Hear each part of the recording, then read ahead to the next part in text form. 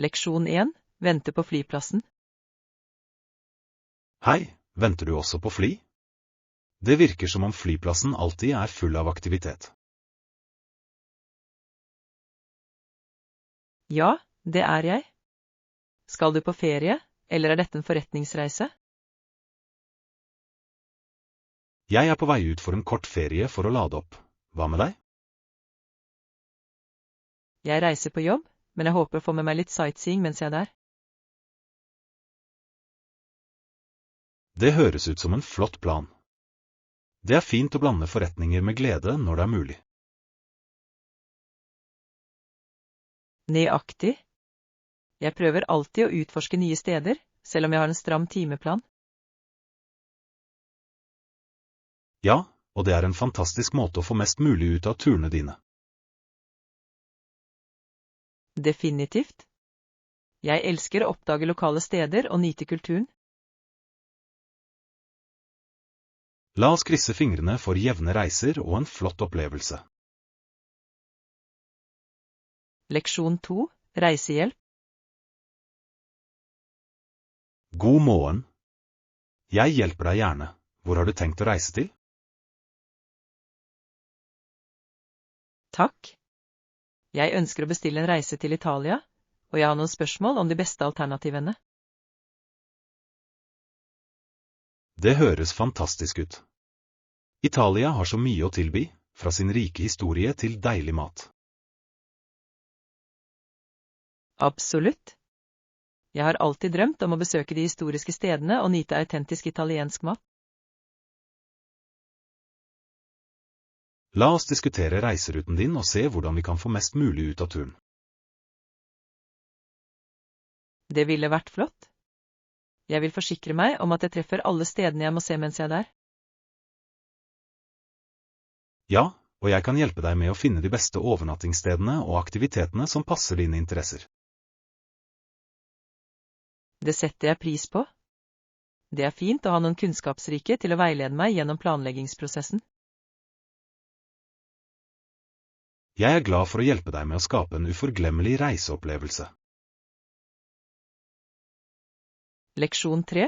Sette tidsfrister. Ja, å sette tidsfrister og milepæler vil hjelpe oss med å spore fremgangen vår effektivt gjennom dette prosjektet. Absolutt. Når vi har klare mål på plass, blir det så mye lettere å holde fokus og motivere. Jeg er enig. Milepæler lar oss også feire små prestasjoner underveis, noe som holder teamet engasjert og energisk. Ja, erkjennelse av fremgang er avgjørende. Det skaper en følelse av prestasjon som oppmuntrer alle til å fortsette å jobbe hardt. I tillegg hjelper det oss med å identifisere potensielle utfordringer tidlig, slik at vi kan løse dem før de blir større problemer. Det er et godt poeng. Å være proaktiv i vår tilnærming vil utgjøre en betydelig forskjell i vår suksess. La oss skissere tidsfristene våre tidlig og dele dem med teamet for å sikre at alle er på samme side. Høres perfekt ut. Kommunikasjon er nøkkelen til å opprettholde samordning og ansvarlighet. Jeg er spent på å se hvordan vår strukturerte plan vil lede oss til å nå våre mål. Leksjon 4. Relasjonsutfordringer.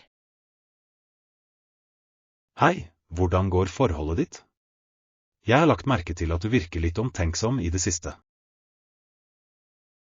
Det har vært utfordrende i det siste, for å være ærlig. Vi har prøvd å kommunisere bedre, men noen ganger sliter vi. Jeg forstår, forhold kan være tøffe, spesielt når begge partnere har travle liv. Ja, det er sant. Det er vanskelig å finne tid til å koble seg dypt når alt føles forhastet. Jeg tror det er viktig å prioritere disse øyeblikkene, selv om de er korte. Absolutt. Å sette av tid til hverandre kan styrke båndet og bidra til å løse eventuelle problemer. Kommunikasjon er nøkkelen, ikke sant? Har du snakket om det som plager deg? Det har vi, men det virker så vi fortsetter å sirkle tilbake til de samme punktene uten å løse dem. Det kan være frustrerende. Noen ganger kan det å søke ekstern rådgivning eller rådgivning gi nye perspektiver. Leksjon 5. Fredelige forhandlinger. Effektene av forhandlinger er ofte dype, spesielt når begge parter avviser krig. Ja, det er fascinerende hvordan dialog kan føre til fredelige løsninger, selv i de mest utfordrende situasjonene. Nøyaktig. Når land kommer sammen for å diskutere forskjellene sine, åpner det døren til forståelse. Og det er viktig å erkjenne at noen ganger kan en part fortsatt ha forbehold til tross for fredsforhandlingene. Absolutt. Å navigere i disse kompleksitetene krever dyktighet og vilje til å lytte til hverandres bekymringer. Ja, jeg tror empati spiller en avgjørende rolle i effektive forhandlinger og for å bygge tillit. Sikkert. La oss diskutere mer om hvordan disse prinsippene også kan gjelde for hverdagslige interaksjoner. Jeg ville elske det. Å forstå kunsten og forhandle kan være til nytte for oss på så mange områder av livet. Det er en verdifull ferdighet som hjelper i både personlige og profesjonelle relasjoner. Leksjon 6. Paraplyshopping. Jeg er sikker på at du vil finne den perfekte paraplyen, neat shopping. Takk. Jeg setter pris på oppmuntringen din. Det gjør at oppgaven føles mer spennende. Absolutt. Det er så mange stiler og farger å velge mellom, så det skal være gøy. Ja, jeg elsker å plukke ut noe som gjenspeiler personligheten min samtidig som jeg er praktisk. Nøyaktig. En god paraply skal være både stilig og solid for de regnværsdagene. Jeg er enig. Jeg skal også se etter noe med et komfortabelt håndtak. Det er et smart valg. Komfort er nøkkelen, spesielt hvis du skal bære den rundt. Ja, jeg vil være sikker på at det er noe jeg vil like å bruke. Fortell meg hvordan shoppingen din går. Jeg gleder meg til å se hva du velger. Leksjon 7. Moteeksperimentering. Definitivt. Jeg skal bruke dagen på å prøve forskjellige stiler til jeg finner den som passer meg best. Det høres ut som en morsom plan. Å eksperimentere med mote kan virkelig hjelpe deg med å oppdage din personlige stil. Ja, og det er utrolig hvordan å prøve forskjellige antrekk kan endre humøret og selvtilliten. Absolutt. Mote er en form for selvuttrykk, og det er viktig å finne det som får deg til å føle deg bra. Nøyaktig.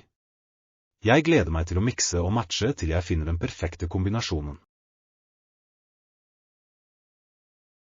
Det er ånden. Og ikke nøl med å be om tilbakemelding. Noen ganger kan en second opinion gjøre hele forskjellen. Jeg er enig. Jeg vil definitivt ta kontakt for forslag. Det er alltid hyggelig å ha støtte. Ja, la oss gjøre en dag ut av det. Jeg vil gjerne hjelpe deg med å finne noen flotte antrekk. Jeg er spent. Det blir en morsom dag med moteutforskning sammen. Leksjon 8. Railwood-selskaper. Jernbaneselskapene innså at det ville ha vært for dyrt å ansette kanadiske eller amerikanske menn til å bygge jernbanene. Det er et interessant poeng. Det fremhever virkelig de økonomiske hensynene bak store byggeprosjekter. Ja, Det viser hvordan økonomiske faktorer kan påvirke beslutninger i større infrastrukturutbygginger. Absolutt. Noen ganger ser bedrifter etter mer kostnadseffektive alternativer, selv om det betyr å ansette fra forskjellige regioner. Nøyaktig. Det er en påminnelse om hvordan globale økonomier henger sammen i arbeidsmarkedet. Og det reiser spørsmål om arbeidsrettigheter og rettferdig lønn for arbeidere som er involvert i slike prosjekter. Ja, det er viktige hensyn som alltid bør tas opp i diskusjoner om ansettelse. Jeg er enig. La oss utforske mer om den historiske konteksten til disse beslutningene og deres innvirkning på lokalsamfunn. Det høres ut som en plan. Å forstå denne dynamikken kan gi verdifull innsikt i våre nåværende systemer. Leksjon 9. Rengjøringsvaner. Hva med å opprettholde renslighet i rommet vårt? Jeg tror det er viktig å gjøre det til en vane å rydde daglig. Absolutt. Et rent miljø kan forbedre humøret og produktiviteten betydelig. Ja, å utvikle en rutine for rengjøring gjør at det føles mindre overveldende. Nøyaktig. Når du gjør litt hver dag, forhindrer det rot i å bygge seg opp. Jeg er enig. Det er en liten innsats som lønner seg for å skape et hyggeligere oppholdsrom. I tillegg setter et godt eksempel for andre, oppmuntrer dem til å holde det ryddig også. Ja, la oss forplikte oss til å holde våre delte områder rene og organiserte. Det høres ut som en flott plan. Sammen kan vi skape et innbydende miljø. Jeg er spent på å se hvordan litt daglig innsats kan føre til en stor forskjell. Leksjon 10. Sosiale sammenkomster. Det er også fester der folk bare står og snakker, noe som noen ganger kan føles litt vanskelig.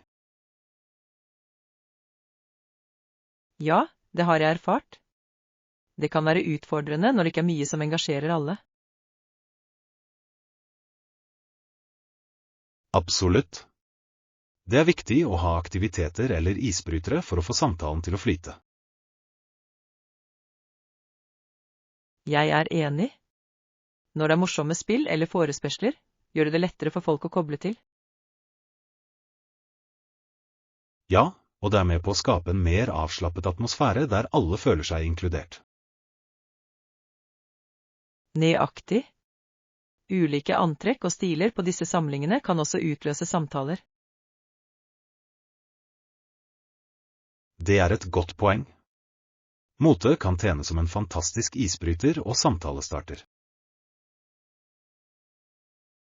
La oss tenke på noen ideer for vår neste samling for å holde ting levende og engasjerende.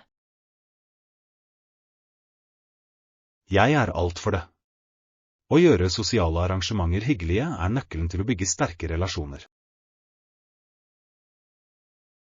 Leksjon 11. Veibeskrivelse til biblioteket. Fortsett å gå til du kommer til trafikklysene, ta deretter til venstre. Biblioteket bør være i nærheten. Skjønner det? Det er fint å ha klare veibeskrivelser for å gjøre det lettere å finne biblioteket. Ja, det hjelper mye å kjenne landemerkene, spesielt i et nytt område. Absolutt. Jeg setter pris på veiledningen din, det gjør navigeringen mindre stressende. Jeg hjelper gjerne.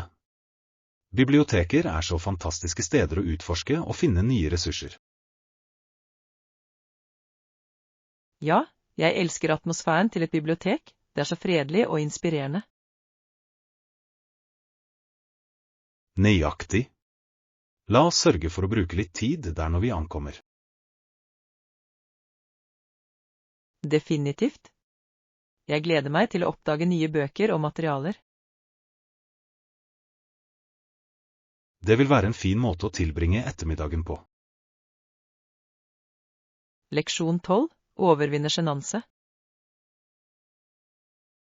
Spesielt når det gjelder deg, føler jeg at sjenertheten min holder meg tilbake i sosiale situasjoner. Jeg forstår den følelsen. Mange mennesker sliter med sjenanse, spesielt i ukjente miljøer. Ja, det kan være utfordrende å uttrykke meg når jeg føler meg sjenert eller engstelig. Absolutt. Men å erkjenne det er det første skrittet mot å overvinne det. Jeg er enig. Jeg ønsker å jobbe med å være mer åpen og trygg i samhandlingene mine. Det er et flott mål. Å trene på sosiale ferdigheter i støttende miljøer kan virkelig hjelpe. Ja, og jeg tror det kan gjøre det lettere for meg å starte med små grupper. Definitivt. Og gradvis presse komfortsonen din kan føre til betydelig vekst. Jeg setter pris på din støtte. Det får meg til å føle meg mer oppmuntret til å ta disse skrittene. Leksjon 13. Boarding-passpreferanser. Jeg foretrekker å gjøre det på flyplassen. Jeg liker å ha en papirkopi av boardingkortet mitt i hånden. Det er forståelig. Å ha en fysisk kopi kan gi trygghet under reisen. Ja, spesielt siden teknologi noen ganger kan svikte oss uventet. Nøyaktig. Det er alltid lurt å ha en backup-plan i tilfelle.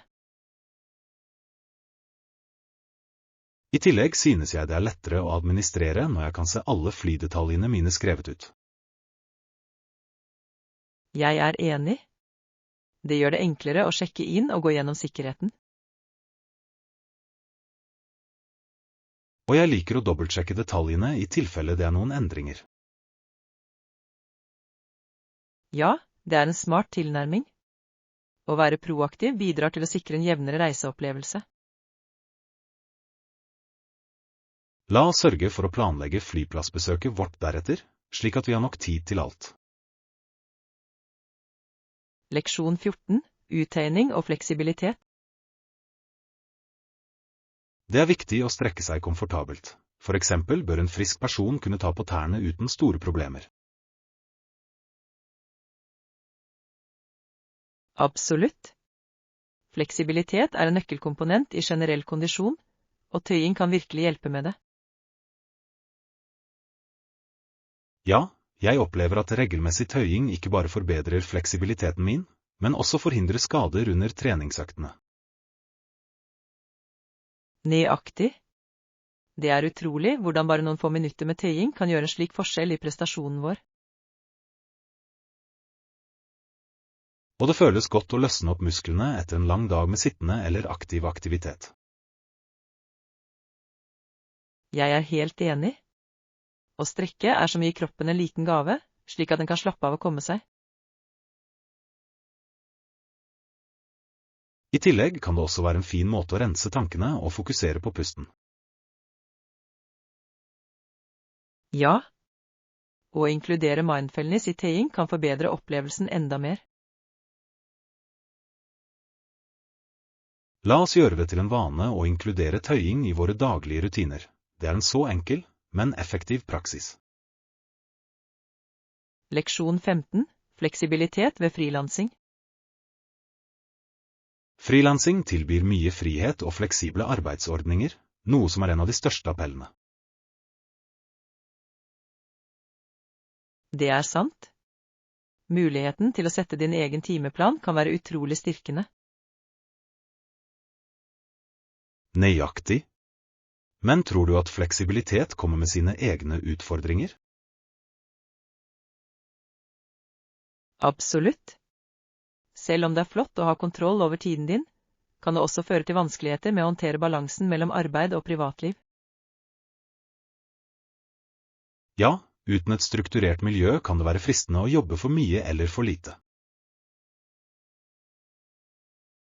Jeg er enig. Å finne det søte stedet er nøkkelen til å opprettholde produktiviteten uten å brenne ut. I tillegg kan det å være motivert noen ganger være en utfordring når du jobber hjemmefra. Ja, å lage et dedisert arbeidsområde kan virkelig hjelpe til å skille arbeid fra privatliv.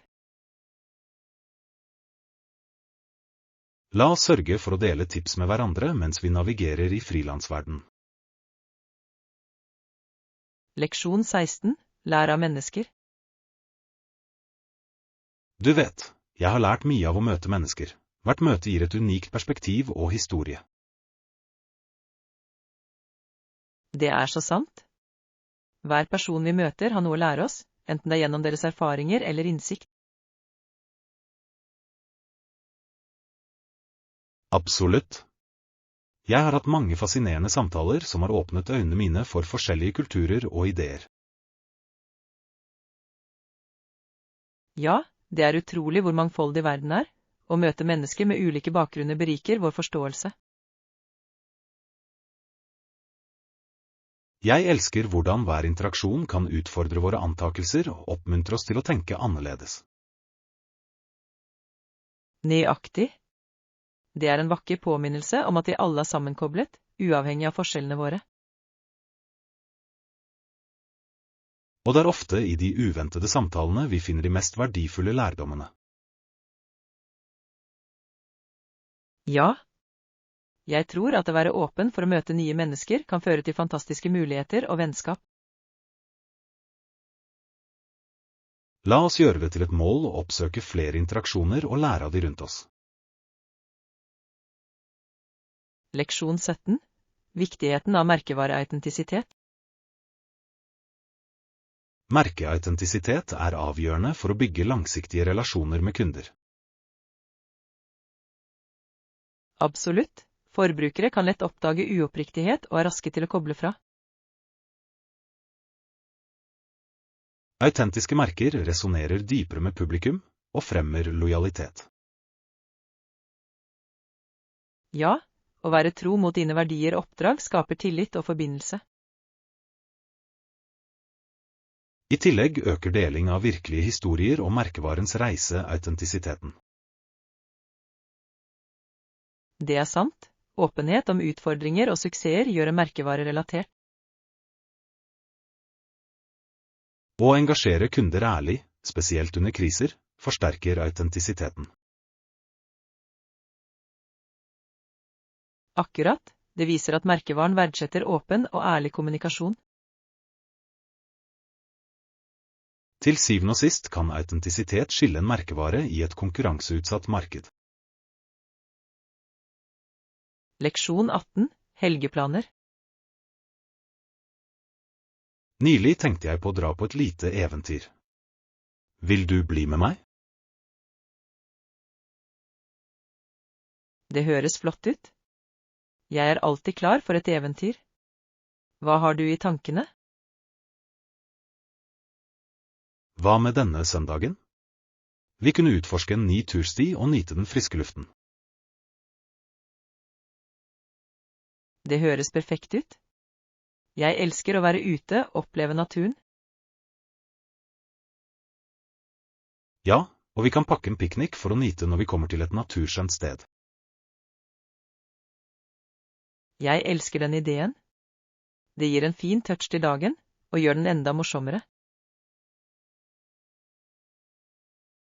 I tillegg vil det gi oss en sjanse til å fange opp og lage noen fantastiske minner sammen. Absolutt. Jeg gleder meg til å se hvilke vakre severdigheter vi vil oppdage underveis. La oss planlegge detaljene og sørge for at vi begge er forberedt på en fantastisk dag ute. Leksjon 19. Historiske landemerker.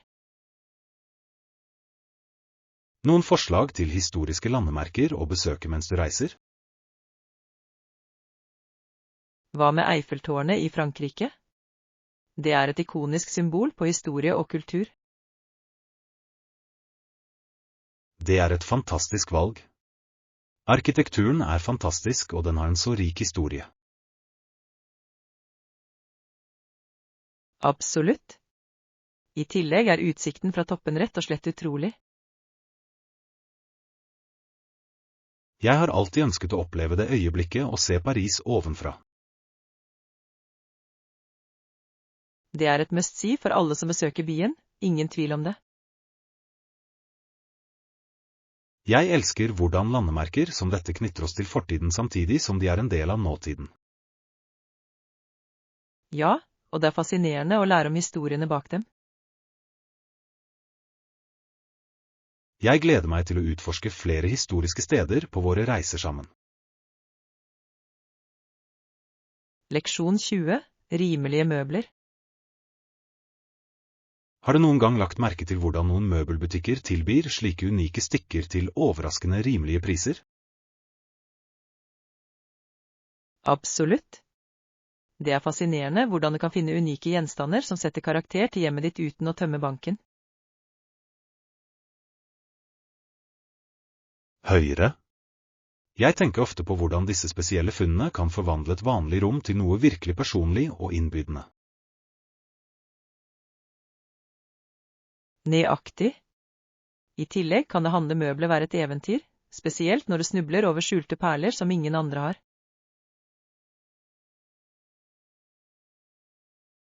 Jeg er enig.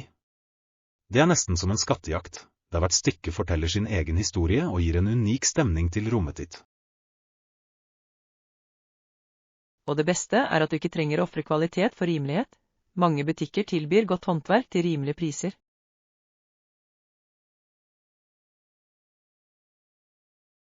Det er sant. Det er forfriskende å se flere tilgjengelige alternativer som passer til forskjellige smaker og budsjetter. Ja, det gjør det lettere for alle å skape et vakkert oppholdsrom som gjenspeiler stilen deres.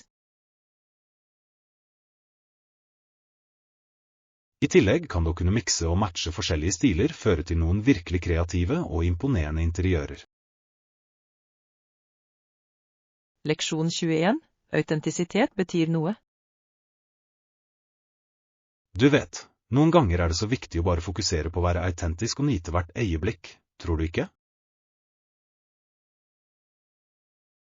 Definitivt. Det er noe så befriende med å omfavne den du virkelig er uten å bekymre deg for andres meninger. Høyere. Når vi tillater oss selv å være ekte, åpner det for en verden av muligheter og forbindelser med andre. Nøyaktig.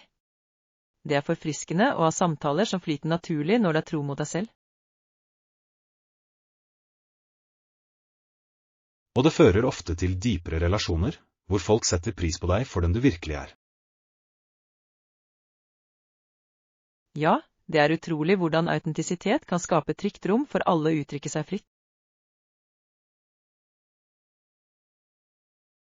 I tillegg, når vi er ekte, inspirerer vi andre til å gjøre det samme, noe som kan føre til et mer positivt miljø generelt.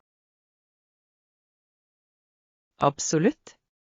Det er en vinn-vinn-situasjon der alle drar nytte av ærligheten og åpenheten. Så sant. La oss fortsette å oppmuntre hverandre til å omfavne vårt autentiske jeg. Leksjon 22. Finn ditt stille sted. Har du noen gang tenkt på hvordan noen ganger det beste stedet å slappe av er ditt eget rom eller en rolig del av huset?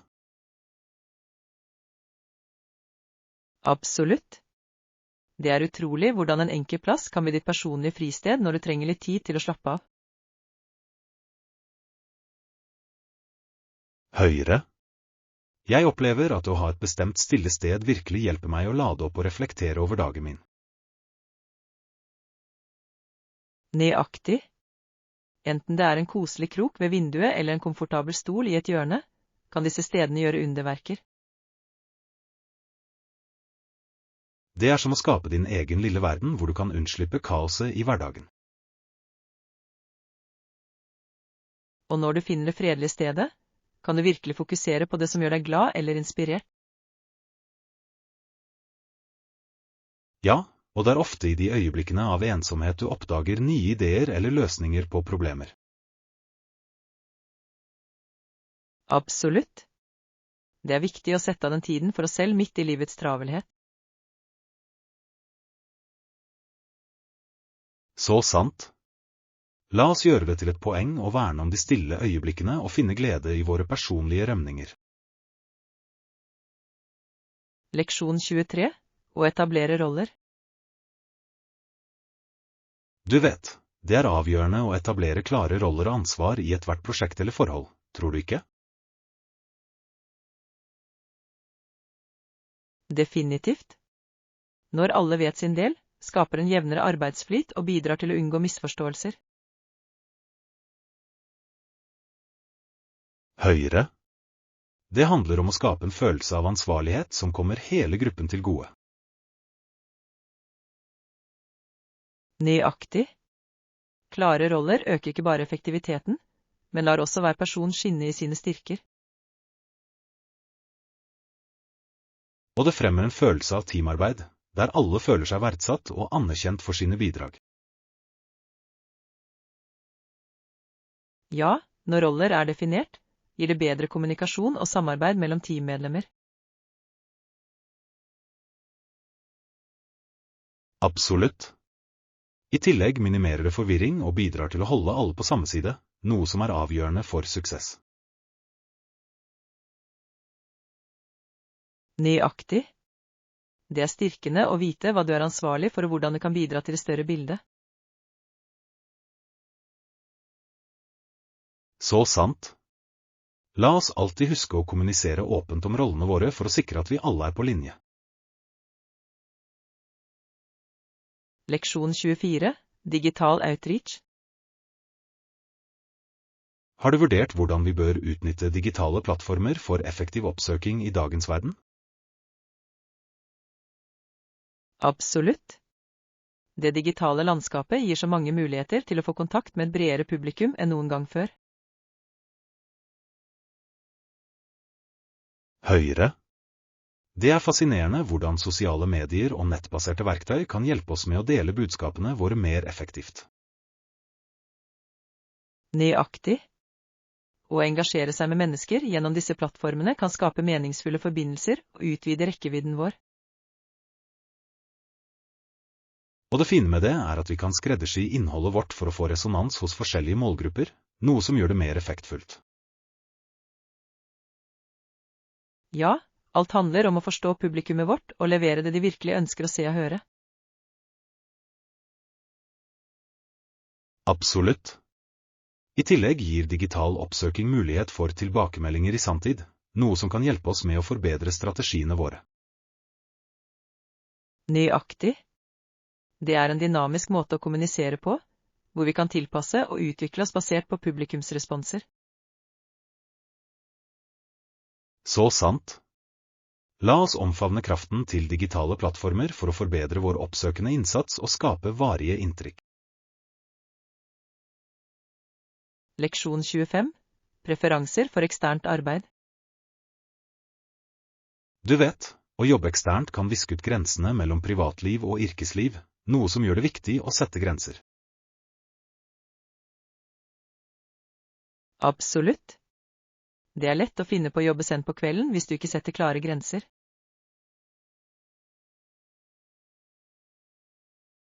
Høyre. Jeg tenker ofte på hvordan det å ha et utpekt arbeidsområde kan bidra til å opprettholde den separasjonen. Nøyaktig. Når du oppretter et spesifikt arbeidsområde, forbereder deg mentalt på produktivitet uten hjemmets distraksjoner.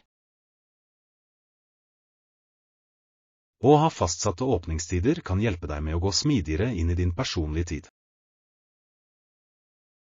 Ja, det handler om å finne den balansen mellom å få jobb gjort og nyte ditt personlige liv. Så sant. Og ettersom fjernarbeid blir mer vanlig, er det viktig å prioritere vår velvære. Absolutt. La oss forplikte oss til å skape sunne grenser som lar oss trives både på jobb og hjemme. Ja. Her er det for å finne den perfekte balansen i vår eksterne arbeidsliv. Leksjon 26. Å gi tilbake. Du vet, det er veldig hyggelig å gi tilbake og hjelpe de som trenger det. Jeg føler på samme måte at det er en vinn-vinn for alle involverte. Absolutt. Det er noe utrolig tilfredsstillende ved å bidra til en sak som er større enn oss selv. Høyere. Det gagner ikke bare de vi hjelper, men beriker også våre egne liv på uventede måter. Nøyaktig. Frivillig arbeid eller støtte til en veldedig organisasjon kan skape en følelse av fellesskap og tilknytning. Og det inspirerer ofte andre til å være med, og skaper en ringvirkning av vennlighet og støtte. Så sant. Det er utrolig hvordan små generøsitetshandlinger kan føre til betydelige endringer i folks liv. Ja, og det minner oss om viktigheten av empati og medfølelse i våre daglige interaksjoner. Absolutt. La oss fortsette å finne muligheter til å gi tilbake og gjøre en positiv innvirkning sammen. Her er en fremtid fylt med vennlighet og generøsitet. Leksjon 27. Profesjonelle perspektiver. Jeg er glad for å høre at du må ha lettet arbeidsmengden betraktelig siden du begynte å delegere oppgaver mer effektivt. Absolutt. Det er utrolig hvor mye mer håndterlig alt føles når du deler ansvar med teamet.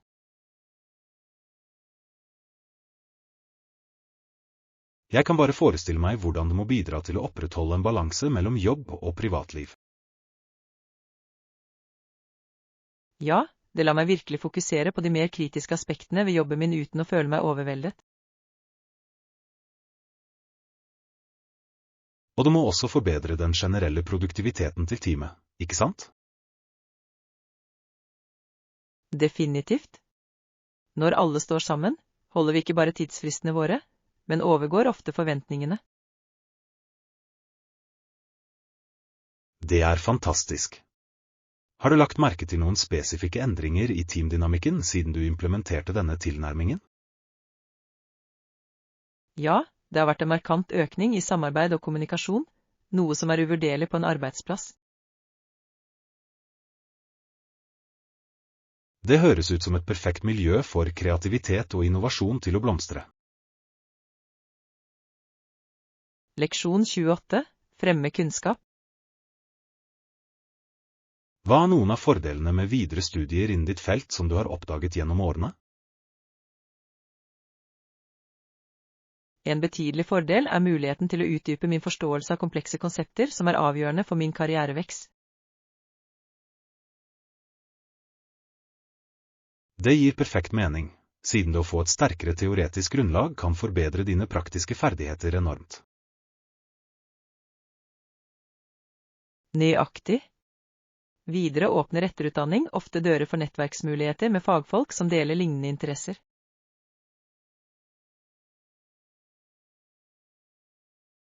Nettverk er uvurderlig. Det kan føre til samarbeid og til og med mentorskap som kan forme din karrierevei. Ja, og la oss ikke glemme at videre studier ofte gir tilgang til den siste forskningen og utviklingen på feltet. Å holde seg oppdatert med gjeldende trender må være utrolig gunstig, spesielt i en bransje i rask utvikling. Det er det virkelig. I tillegg kan videregående studier føre til flere jobbmuligheter og potensielt høyere lønn.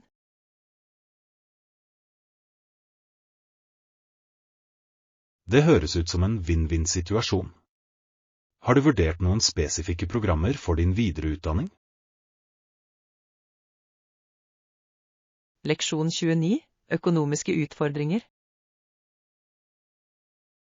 Det ser ut til at mange arrangementer har problemer med å gå i balanse, spesielt når du tar i betraktning den økonomiske gjelden som påløper under spillene. Ja, mest beryktet i sommerlekene var det ganske alarmerende hvordan utgiftene skjøt i været utover det som var forventet. Det er forbløffende å tenke på hvordan noen arrangører undervurderer kostnadene forbundet med å arrangere slike store arrangementer. Nøyaktig. Med infrastruktur, sikkerhet og overnattingssteder for idrettsutøvere kan den økonomiske byrden bli overveldende veldig raskt. Og når billettsalget ikke oppfyller forventningene, forverrer det bare situasjonen, og etterlater arrangørene i en tøff situasjon. Det er sant, og det reiser spørsmål om bærekraften av å være vertskap for fremtidige spill hvis økonomiske tap fortsetter å være en trend. Har du lagt merke til noen endringer i hvordan byer planlegger for disse hendelsene for å redusere slike risikoer fremover? Ja, mange fokuserer nå på langsiktige arv for å sikre at de har økonomisk fordel selv etter at kampene er avsluttet. Det høres ut som en smart tilnærming, siden det lar dem utnytte arrangementet for fremtidig turisme og samfunnsutvikling. Leksjon 30. Kulturelle forbindelser. Han liker virkelig å spise lunsj med vennene mine og meg fordi vi engasjerer ham i samtaler om hjemlandet hans. Det høres fascinerende ut. Det er alltid berikende å høre førstehåndshistorier om ulike kulturer og tradisjoner. Nøyaktig. Han svarer på spørsmålene våre med så stor entusiasme, og det gir virkelig liv til opplevelsene hans for oss. Jeg vedder på at det gir livlige diskusjoner, spesielt når du sammenligner dine erfaringer med hans. Absolutt. Det lar oss lære mer om hans bakgrunn samtidig som vi deler våre egne perspektiver. Og maten må også være en god samtalestarter, spesielt hvis du prøver retter fra kulturen hans. Ja, det legger et ekstra lag med nytelse til måltidet, noe som gjør det både deilig og lærerikt. Jeg elsker hvordan mat kan bygge bro over kulturelle gap og fremme forståelse blant venner. Nøyaktig. Det er en fantastisk måte å feire mangfold mens du bygger sterke vennskap.